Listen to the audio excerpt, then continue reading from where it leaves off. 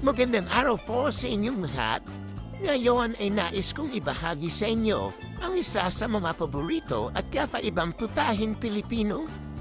Ang kinawin na balat ng baboy. Niisipin natin, simpleng sangkap lamang ito. Balat ng baboy na pinakuluan at iniihaw. Hinihiwa na maliliit at nilalagyan ng suka o kalamansi. Hahaluan pa ng sibuyas, luya, siling na buyo, kaunting asin at paminta.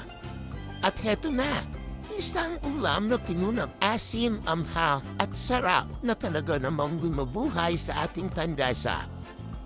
Pero higit pa sa lasa, ang kilawin na balat ng baboy ay simbolo ng ating kultura, ang pagsasama-sama. Malakas itong maging punutan sa handaan, kasabay ng tawanan at kwentuhan ng mga kaibigan. Maaari rin itong maging sausawan sa kainin, o kaya ay simpleng pagkain habang magbubuklod ang pamilya. Sa bawat subo, na ipapakita ang likas na pagiging malikhain at maparaan ng mga Pilipino pagdating sa pagkain. Kung titingnan sa nutrisyon, ang balat ng baboy ay mayaman sa phonagen na mabuti para sa ating balat at kasu-asuan.